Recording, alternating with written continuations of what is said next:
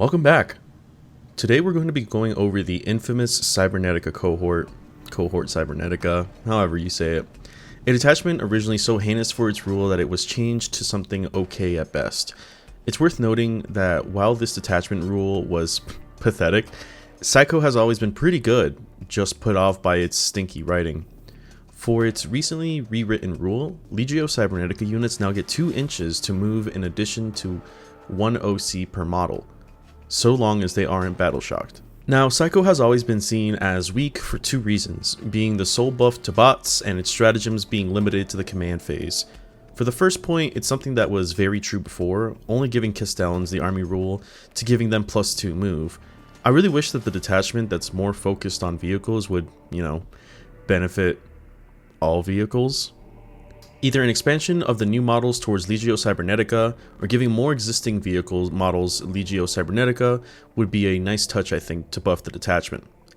I don't think having 12-inch move Dragoons would be broken, but it would be a welcome buff for a unit like that. That said, bots getting +2 move is a great buff, considering their movement is their biggest weakness, but it's not a buff that's exclusive to CyCo, as Halo's Creed has been able to do the same thing, and then more, while not limiting itself to only Legio Cybernetica units. Either way, it's better than the last one, especially when you're scouring for scraps. The enhancements on this detachment are all focused on vehicles, starting with Arc Negator for 10 points. It gives the Tech Priest's ranged weapon the Anti-Vehicle 4 ability. This is okay at best, since it only applies to ranged weapons, not melee. If the Datasmith you're spamming here would get an anti-vehicle 4+ on their power fists, it would be pretty neat. The Dominus can benefit from its Volkite Blaster being 24-inch range with 3 attacks dealing 2 damage with devastating wounds, but again, it's one of our lesser taken units in the army. Otherwise, the Manipulus and its Transionic Cannon auto-hit with Torrent and also has damage to devastating wounds, triggering on a 4+ versus vehicles with the Arc Negator enhancement. Next is probably the entire reason you run Cybernetica over other detachments, and the all-star of this detachment. Honestly, it was basically the detachment rule before the rewrite. For 25 points you can equip this to a Tech Priest. Once per battle round, once you fail a saving throw for a Legio Cybernetica or a vehicle unit within 12 inches of the Tech Priest carrying the enhancement, you can change the damage characteristic to 0. 2 big things here is that you can determine this after you fail the save and remove scary shots that may be coming your way. Notably, this takes place before the damage roll, so if you're taking in 2 last cannons, you can't blank the spike damage and ignore the lower, you just have to eat one of them and pray. Point number 2 is that it isn't for the lead unit, but within 12 inches of the bearer. This gives this enhancement more use if you choose to carry it on an Engine Seer instead of a Datasmith, since then you can continue to use it on other vehicles should your robots fall, and not lose it on their leader, while being protected with a Lone Op Aura from the Engine Seer. Otherwise, the Datasmith can use this for his big brick of robots and other squads nearby, while being defended with the Robotic Bodyguard ability to not get sniped out. It's really a matter of preference on where you'd like to utilize it the best, the Engine Seer or the Datasmith. Next is Emotionless Clarity, which allows a Deadly Demise ability to auto-trigger if the bearer is within 12 inches for 15 points. This one is pretty meh, considering that the highest Deadly Demise value we have is D3 on the Scorpius chassis, and with running smaller vehicles like Striders and robots, it only amounts to 1 mortal wound on their Deadly Demise. It's also only once per turn, so maybe at most 2 mortal wounds per battle round. It's kind of hard to justify. Lastly is Lord of Machines, which once per turn, at the start of an opponent's shooting phase, the equipped Tech Priest can select a vehicle within 12 inches invisible to it. That vehicle then takes a leadership test. If it passes, it reduces the hit roll by 1 for the phase. Should it fail, it cannot shoot this phase. Now this one seems really good in paper, and it's honestly one of the better enhancements here, but 12 inches within a Tech Priest is a really hard sell, considering most vehicles worth targeting are way farther than 12 inches. For example, the Necron DDA has a range of 72 inches, or the Tau Broadside Battlesuit has 60 inches, and ideally the things that you would want to prevent shooting to. Otherwise, it might find value on vehicles that double as transports that might want to get close, such as a Votan Hecaton Land Fortress, or a Land Raider with its last cannons, or the new rapid-fire vehicles in the World Eaters Codex. For 20 points, it's a little steep, but not unreasonable to run. Getting into the stratagems, let's address the servo in the room, which is their limiting to the command phase. While this is extremely hindering to reactive gameplay, I kind of like how it reminisces on old command phase buffs from editions past. If we had a way to generate more CP on our army to use them multiple times, it would probably feel a bit better. Regardless, most of these will last through until your next command phase, which helps extend their use, and something I see a lot of people miss. Buffs will remain for a lot longer than the traditional stratagems, and that can change the way that you play or your opponent reacts.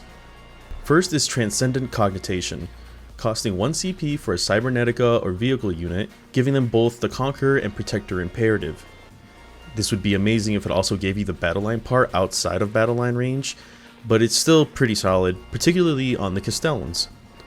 This will give them both the AP and the -1 to hit on melee if the battle line is nearby, while giving them the +1 weapon skill buff and assault. It's also really solid on Iron Striders, as it makes them flexible for getting the +1 ballistic skill, the heavy in case you need it, and the AP to really push those last cannons, similar to the old strategy of Kantic Thrallnet in the Skitarii Hunter cohort. This same AP and ballistic skill buff applies to all the shooting chassis in the army, such as the Scorpius and the Onagers. Motive Imperative is 1 CP to give a vehicle 3+ inches to their movement and +1 inch to their advance and charge rolls, and one of the best stratagems here, made better by the rewrite of the Castellans interacting with the Detachment Rule. Robots now go from a base 6 inches to 8 inches on the Detachment Rule, up to 11 with Motive Imperative, not counting the possible D6 +1 advance or the 2 D6 +1 charge range. This helps CyCo stand within the same wheelhouse as what Halo Screed has to offer, but unfortunately the difference between a CP and just the Detachment Rule of Halo Screed giving you advance and charge can be pretty startling for an army with no CP generation.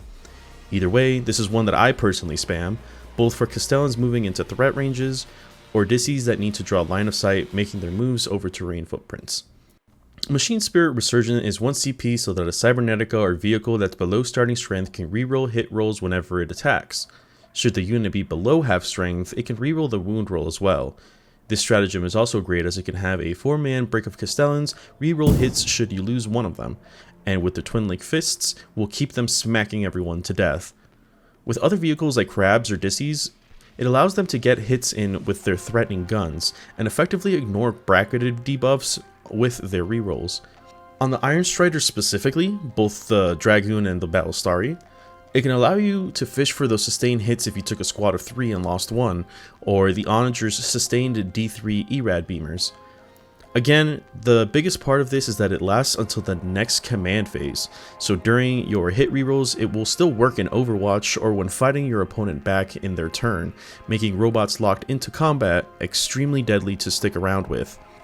Benevolence of the Omnissiah is a 1 CP to give a Cybernetica or vehicle unit a 6+ Feel No Pain or a 5+ against mortal wounds.